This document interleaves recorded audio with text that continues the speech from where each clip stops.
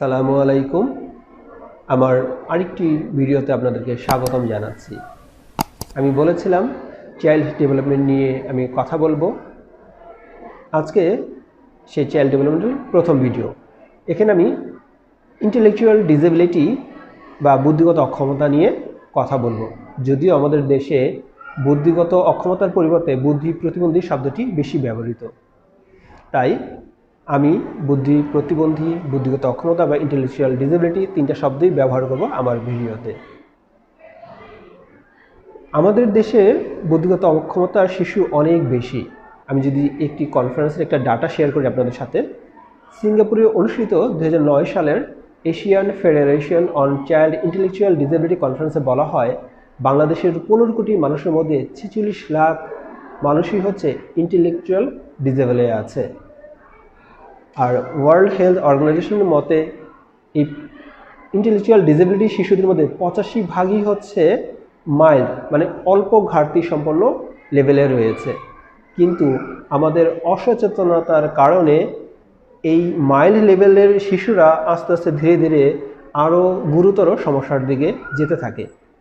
তাই আমার ভিডিওর এই উদ্দেশ্যই হচ্ছে আমরা যেন খুব দ্রুত শনাক্ত করতে পারি, চিকিৎসা নিতে পারি এবং শিশুদেরকে আমাদের দেশের সম্পদে রূপান্তরিত করতে পারি। আসুন তাহলে ভিডিওটি দেখি।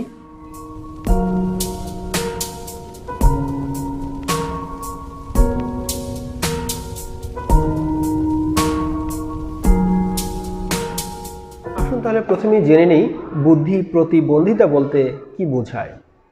যেহেতু শব্দটি বুদ্ধি প্রতিবন্ধী, তার মানে তাদের বুদ্ধিমত্তা তাদের বয়সের গড় বুদ্ধিমত্তা থেকে কম হবে। যেমন ধরেন কোন একটি শিশুর বয়স 7 বছর, কিন্তু বুদ্ধি পরীক্ষা করে দেখা গেল তার বয়স এসেছে 5 বছর বা 4 বছর বা 3 বছর অথবা 6 বছর। 7 বছরের একটা শিশুর যখন বুদ্ধিমত্তা 6 বছর বা তার চেয়ে কম, অর্থাৎ 7 বছর চেয়ে কম আসে, তখনই আমরা বলতে পারি যে তার বুদ্ধিমত্তার ঘাটতি রয়েছে। যেহেতু বুদ্ধিমত্তার ঘাটতি রয়েছে, তার মানে তার দৈনন্দিন কাজগুলো করতে গেলে সে একটু কম পারদর্শী হবে। যখন সে কম পারদর্শী হবে তখন সে কি করবে? অন্যের উপরে নির্ভরশীল হয়ে পড়বে।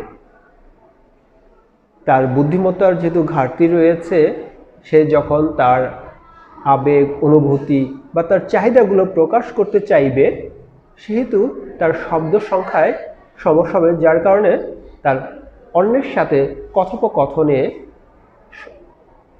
সমস্যা হবে।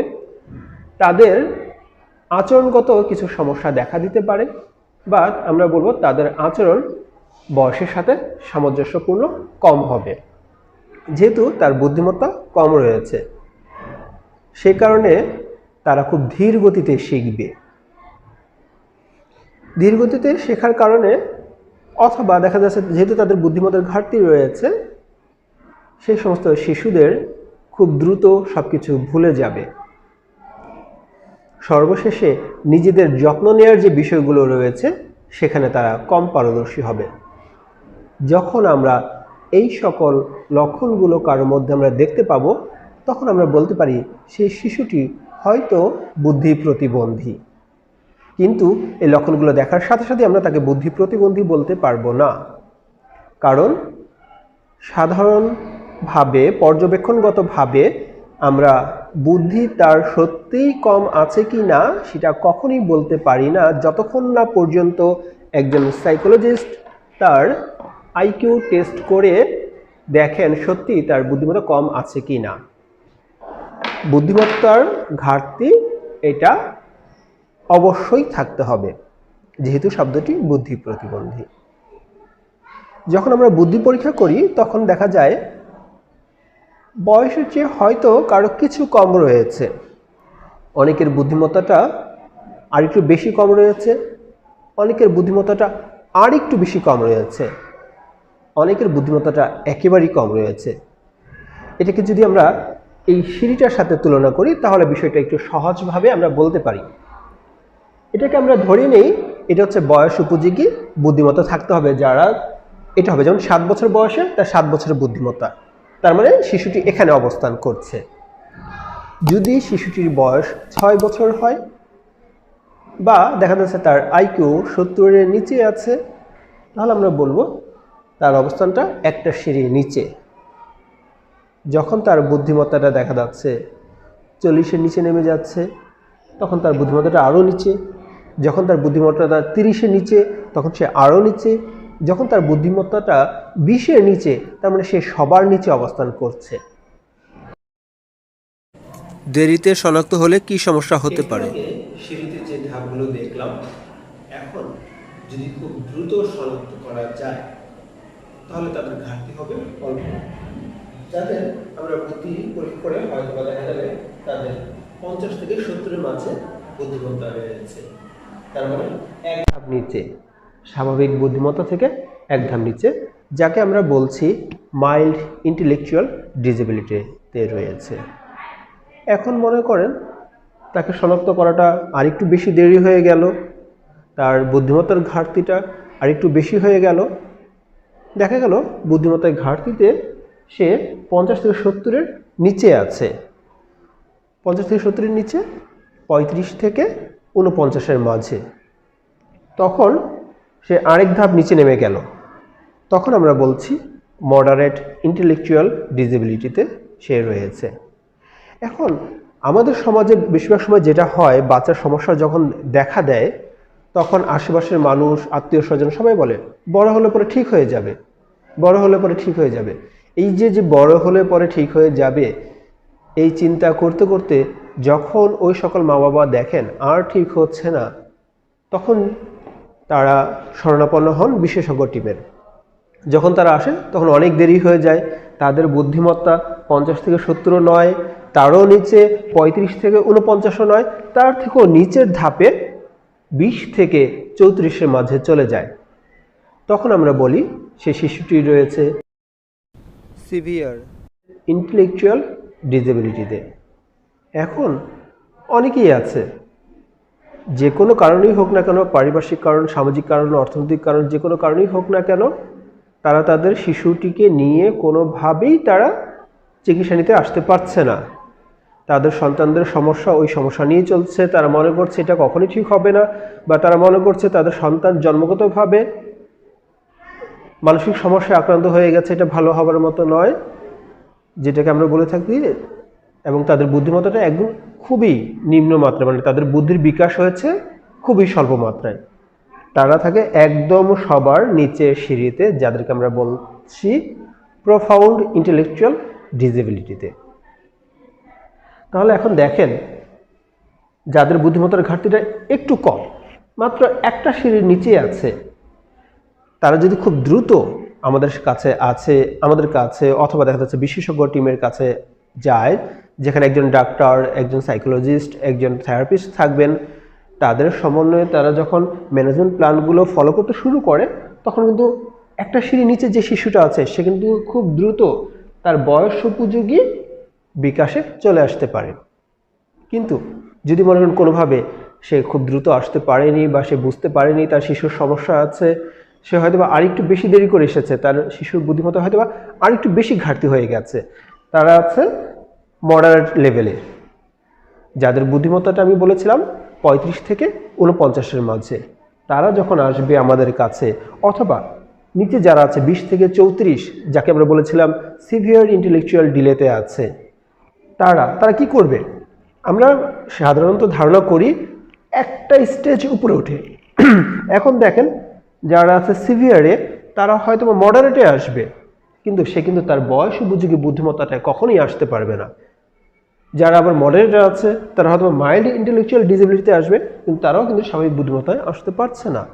সেই কারণে সবচেয়ে বেশি ইম্পর্টেন্ট হচ্ছে খুব দ্রুত শনাক্ত করা, এবং ম্যানেজমেন্ট যে প্ল্যানগুলো দেওয়া হয় ডাক্তার, সাইকোলজিস্ট, থেরাপিস্ট এবং আরও যারা আছে প্রফেশনাল, তাদের সমন্বয়ে যে টিমগুলো রয়েছে, তাদের মাধ্যমে যদি চিকিৎসাটা নেওয়া হয় এবং ওই অনুযায়ী যদি বাসায় কাজ করা হয় খুব দ্রুত, তাহলে দেখা যাচ্ছে তাদের শিশুদের বুদ্ধির বিকাশটা খুব দ্রুত ডেভেলপ করতে পারে। আর বুদ্ধির বিকাশ যদি ডেভেলপ করে, তাহলে কিন্তু তারা অন্যের উপর নির্ভরশীল হবে না, তারা কিন্তু অন্যের উপরে বোঝা হবে না, পরিবারের বোঝা হবে না, সমাজের বোঝা হবে না, দেশের বোঝা হবে না, বরং তারা কি হবে? দেশের সম্পদে রূপান্তরিত হবে। আর আমরা যদি দেরি করে ফেলি তাহলে তাদের বুদ্ধিমত্তাগুলো মাইল্ড থেকে মডারেট থেকে সিভিয়ার থেকে প্রোফাউন্ডে চলে যেতে পারে।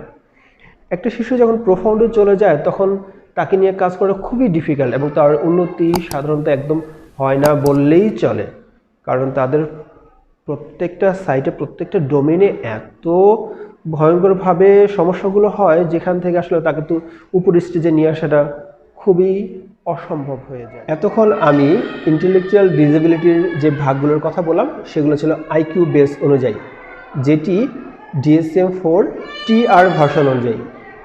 DSM হলো diagnostic statistics manual of mental disorder. আমরা মেন্টাল ডিসঅর্ডারকে যে আমরা ডায়াগনোসিস করছি তার ক্রাইটেরিয়া যে বইতে দেওয়া হয় এবং আমরা যেটা ফলো করি সেটা। সো এটার 4th এডিশন, কিন্তু লেটেস্ট যে এডিশন 5th এডিশনে সাধারণত বুদ্ধিমত্তার চেয়ে অ্যাডাপটিভ ফাংশনের 3টা ডোমেনের দক্ষতার ঘাটতির উপর জোর দিয়েছে।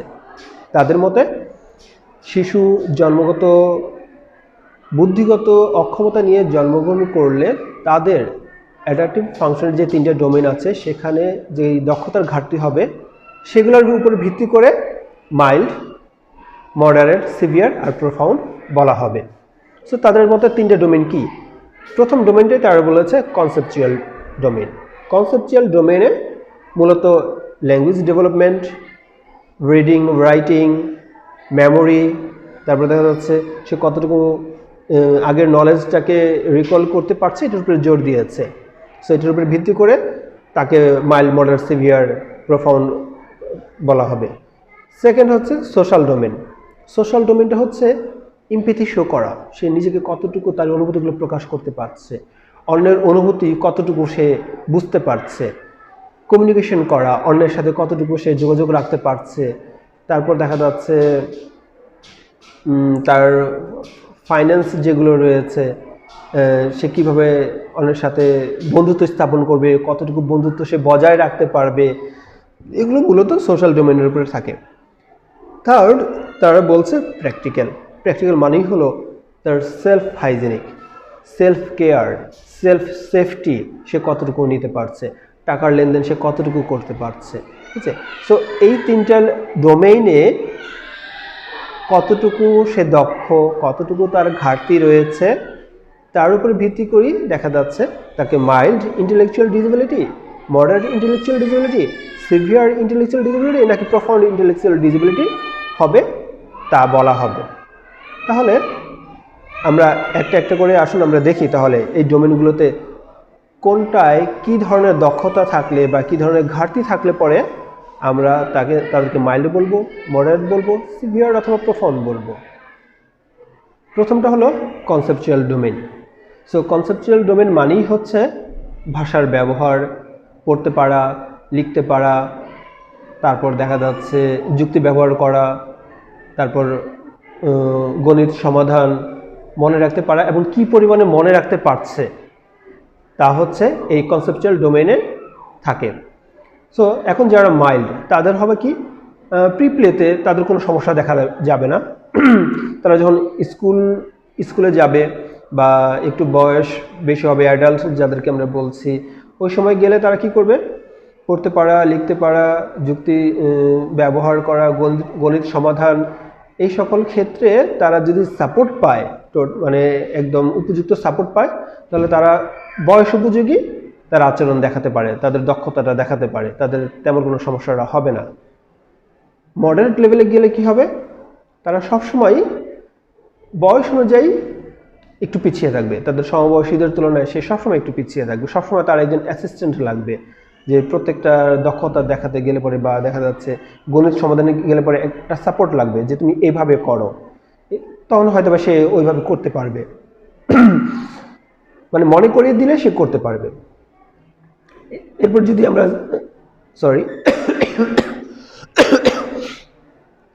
এরপর হচ্ছে যদি আমরা সিভিয়ার ডোমেনে যারা থাকবে বা যাদেরকে রাখা হবে, তারা মূলত যে কোথাও কোনো লিখিত কোনো লেখা থাকলে বলে তারা এটা পড়তে পারবে না, তাদের মনে রাখার দক্ষতাটা খুবই কম হবে, তারা সবসময় অন্যের উপরে নির্ভরশীল হবে, তারা পড়াশোনা খুব বেশি দূরে আগাতে পারে না।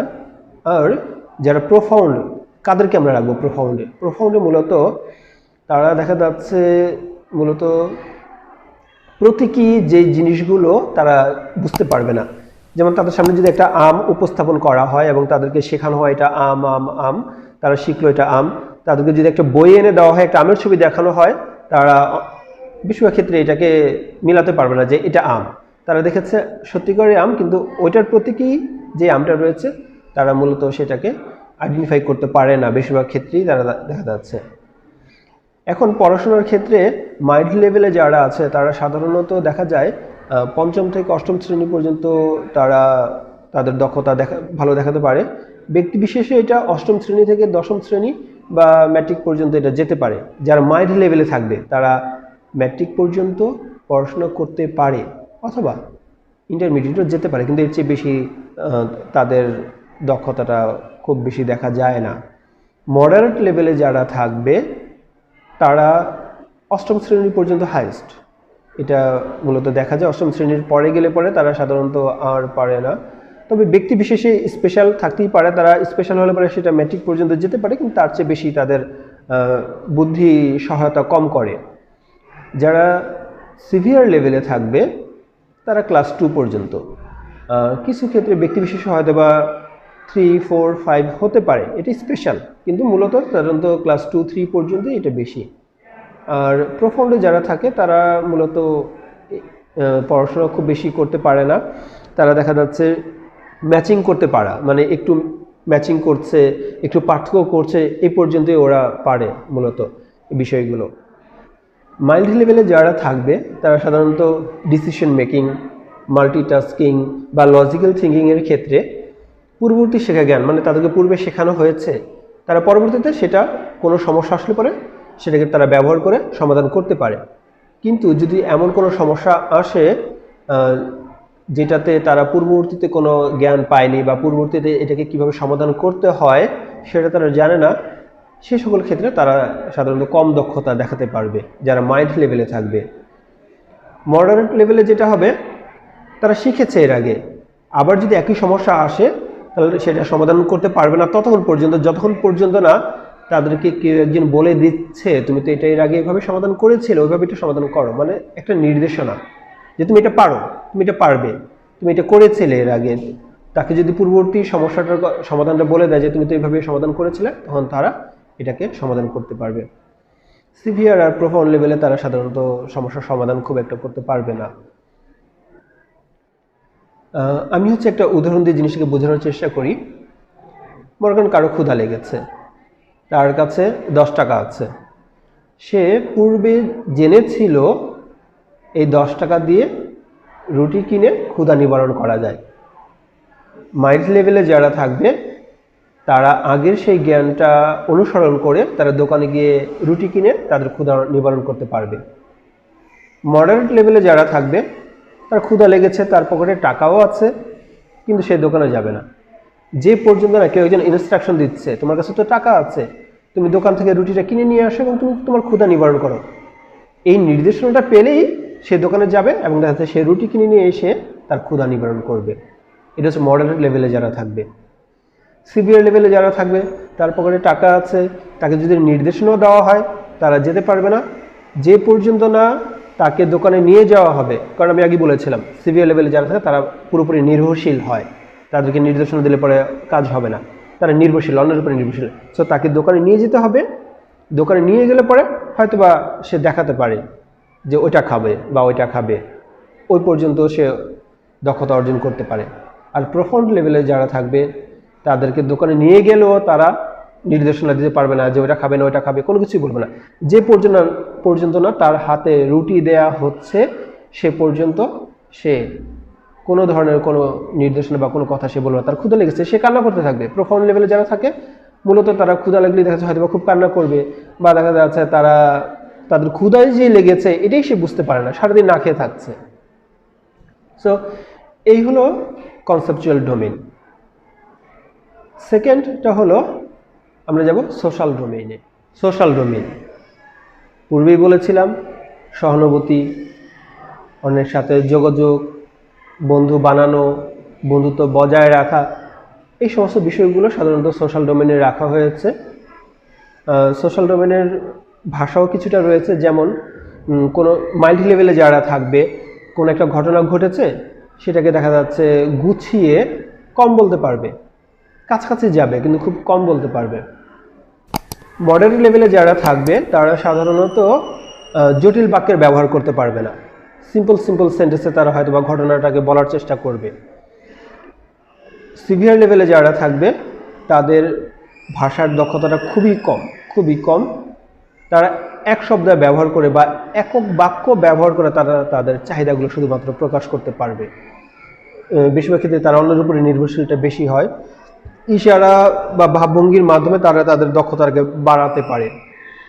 প্রফাউন্ড লেভেলে যারা থাকবে তারা মূলত ইশারা দিয়ে বুঝাবে।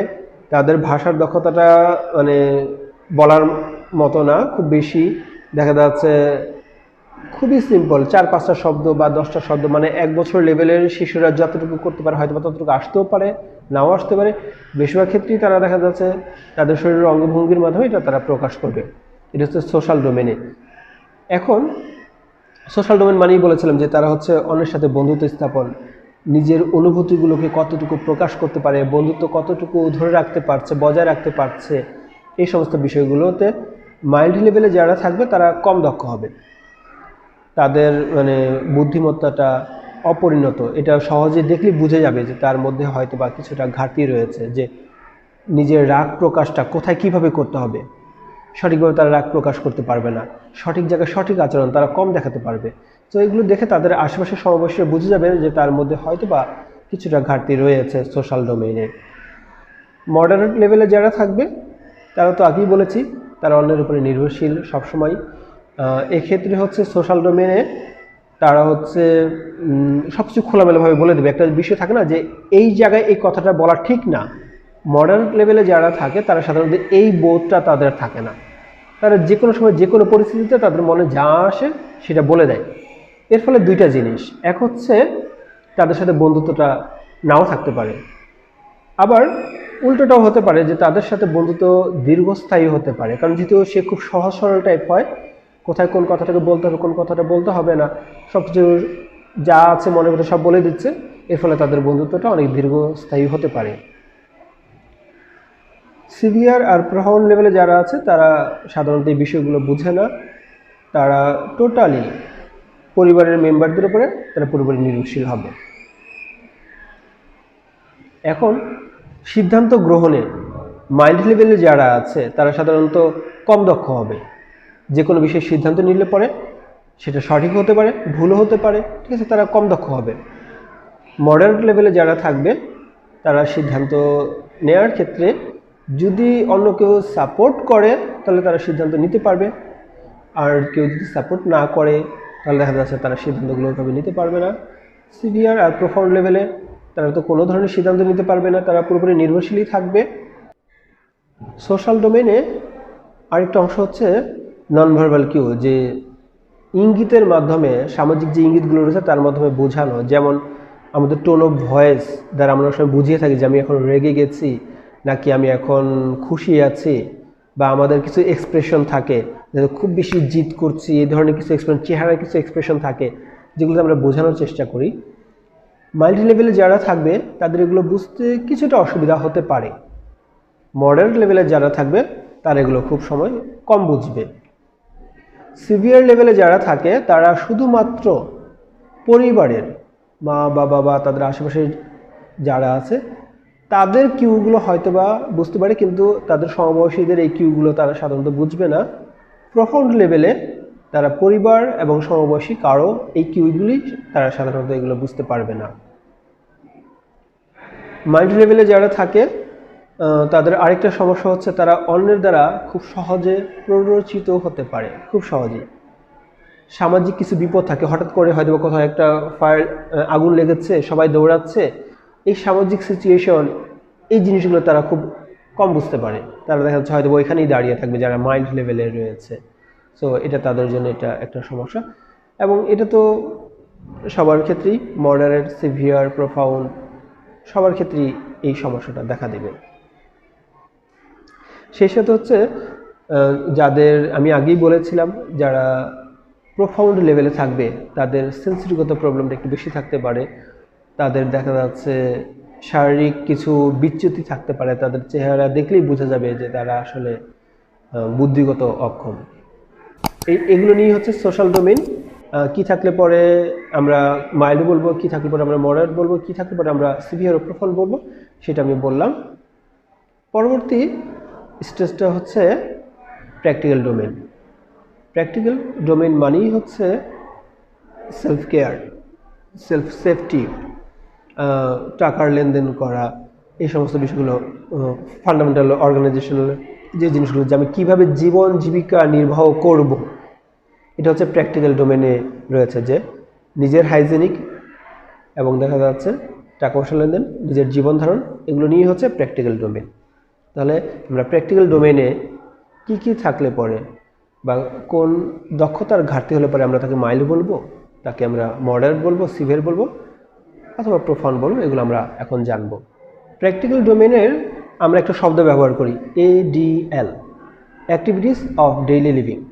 এর মানেই হচ্ছে ব্রাশ করা, চুল আঁচড়ানো, জামা কাপড় পরা, টয়লেট করার পরিষ্কার হওয়া, খাবার খাওয়া, এই সমস্ত জিনিসগুলোকে আমরা ADL বলি। মাইল্ড লেভেলে যারা থাকবে তারা তাদের ADLগুলো কমপ্লিট করতে পারবে, নিজে নিজেই করতে পারবে। ঠিক আছে, প্রথম থেকে একটু শেখাতে হতে পারে, তারপরে সে নিজে এগুলো করতে পারবে।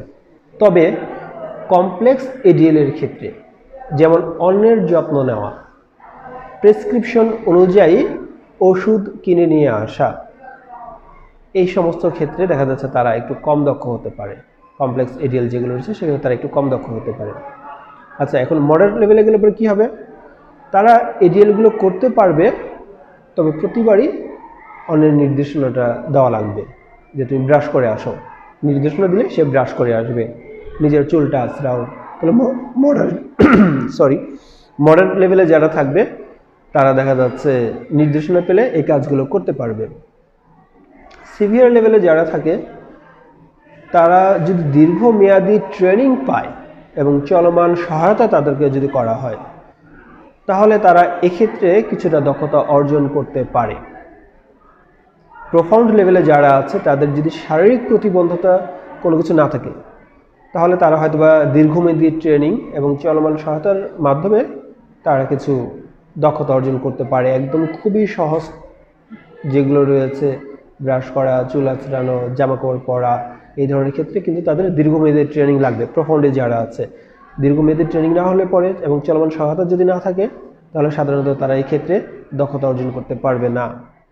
প্রোফাউন্ড লেভেলে যদি শারীরিক প্রতিবন্ধকতা না থাকে, তাহলে হয়তো তারা ঘরের কিছু কাজ করতে পারে, যেমন রান্নাঘর থেকে প্লেটটাকে নিয়ে আসা, বা খাবার খাওয়ার পরে প্লেটটা রাখা, বা সিম্পল যে ইনস্ট্রাকশন বলবে যে এটা ওইখানে রাখো, ওইটা এখান থেকে নিয়ে আসো, বাবার কাপড়টা নিয়ে আসো, এই ধরনের ছোটোখাটো ইনস্ট্রাকশনগুলো তারা হয়তো ফলো করতে পারবে।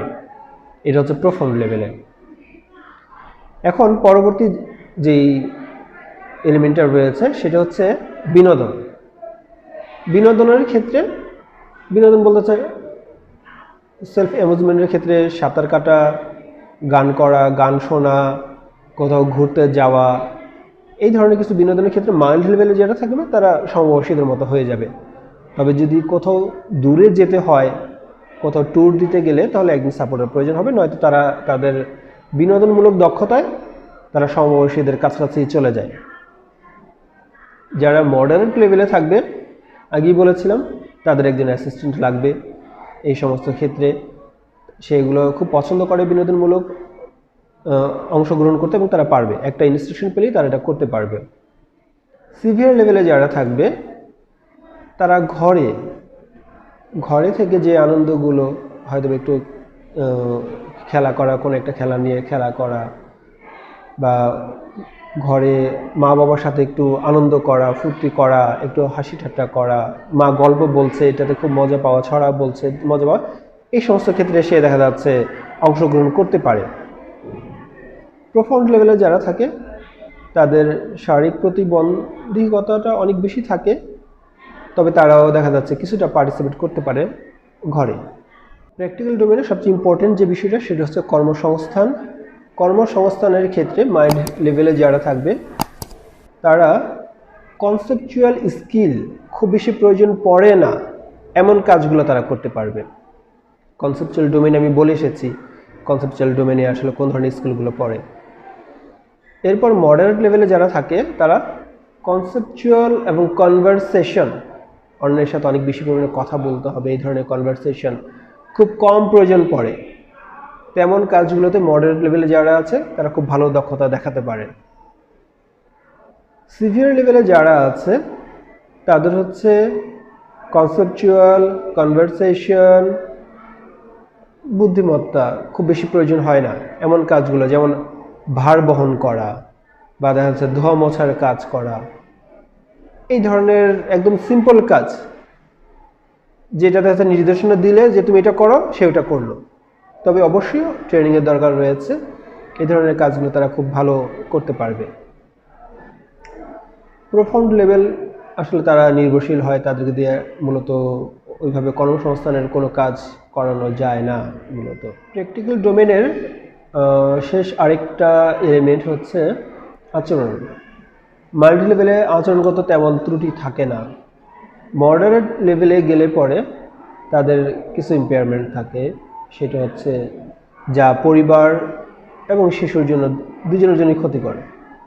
যেমন দেখা যাচ্ছে অল্প কথায় উত্তর দেয়া, তাকে যতই প্রশ্ন করা হোক সে আর উত্তর দেবে না, চুপ করে থাকা, হঠাৎ করে স্থান ত্যাগ করে চলে আসা, চিৎকার করা, রাগ বেশি দেখানো, এই ধরনের কিছু আচরণগত সমস্যা থাকতে পারে, অন্যকে আঘাত করাও থাকতে পারে। সিভিয়ার লেভেলে যারা হবে তারা নিজেদেরকে আঘাত করবে, অন্যদেরকে আঘাত করবে, এই ধরনের খুব বেশি অস্থির, অন্যকে যে কোনো কথা না শোনা, এই ধরনের অনেক অশৃঙ্খল আচরণ থাকতে পারে। প্রোফাউন্ড লেভেলে যারা তাদের সেন্সরিগত এবং বিহেভিয়ারাল প্রবলেম দুইটাই থাকতে পারে। তারা দেখা যাচ্ছে যে কোনো বস্তু পাওয়ার সাথে সাথে মুখে দেওয়া, ময়লা মুখে দেওয়া, বা দেখা যাচ্ছে ভালো মন্দ বুঝতে না পারা, কোনটা নোংরা জিনিস যে কোনো কিছু মুখে দিয়ে দিতে পারে, এই ধরনের কিছু সেন্সরিগত কোনো প্রবলেম, এগুলোকে আমরা বলি সেন্সরি প্রবলেম, এই ধরনের প্রবলেমও তাদের থাকতে পারে। সেই সাথে আচরণগত প্রবলেম, খুব বেশি চিৎকার করা, ক্ষুধা লেগেছে কান্না করতে করতে শেষ হয়ে যাওয়া, বা দেখা যাচ্ছে আশেপাশে যাকে পাচ্ছে তাকেই মারছে, বা কোথায় চলে যাচ্ছে আমরা কেউ জানি, হঠাৎ করে দৌড় দেওয়া, বিভিন্ন ধরনের অশৃঙ্খল আচরণগুলো থাকতে পারে যারা প্রোফাউন্ড লেভেলে থাকবে। তো এই হলো আমি কনসেপচুয়াল ডোমেইন, সোশ্যাল ডোমেইন এবং প্র্যাকটিক্যাল ডোমেইনের কথা বললাম। প্রত্যেকটা ক্ষেত্রে কী ধরনের কতটুকু ঘাটতি থাকবে বা কতটুকু স্ট্রেংথ থাকবে তার উপরে ভিত্তি করে DSM-5-এর 5th ভার্সনে বলা হয়েছে তাদেরকে সিভিয়ারিটি লেভেল অনুযায়ী ভাগ করার কথাটা। আমার ভিডিওটি অনেক দীর্ঘ হয়ে যাচ্ছে, আজকের মতো এখানে আমি সমাপ্তি করতে চাচ্ছি। আমার ভিডিওটি যদি ভালো লেগে থাকে এবং যদি মনে করেন কোনো শিক্ষণীয় কোনো কিছু রয়েছে, আপনার আশেপাশে কেউ জানলে পরে তাদের জন্য উপকার হবে, তাহলে ভিডিওটি শেয়ার করতে পারেন। যদি আমার ভিডিওতে কোনো কিছু আমি মিস করে যাই তাহলে আপনি কমেন্টে সেটা জানাতে পারেন। পরবর্তীতে আমার কাছ থেকে আর কোন বিষয়ে জানতে চাচ্ছেন সেটা আমাকে কমেন্টে জানাতে পারেন। আজকের মতো এখানেই বিদায় নিচ্ছি। ও হ্যাঁ, সাবস্ক্রাইব করতে কিন্তু ভুলবেন না। ইন্টেলেকচুয়াল ডিসেবিলিটি এর প্রথম পর্বটি এখানেই সমাপ্ত করছি। দ্বিতীয় পর্বে আমরা জানব একজন সাইকোলজিস্ট কিভাবে ইন্টেলেকচুয়াল ডিসেবিলিটি ডায়াগনোসিস করবেন, কোন কোন লক্ষণ দেখলে পরে মা বাবারা অতি দ্রুত একজন সাইকোলজিস্টের শরণাপন্ন হবেন। দ্বিতীয় পর্বে আমি আরও জানাবো অভিভাবকগণ তাদের সন্তানদের সাথে কোন 3টি কাজ করলে শিশুর বুদ্ধি প্লাস দক্ষতা উন্নয়ন হতে পারে।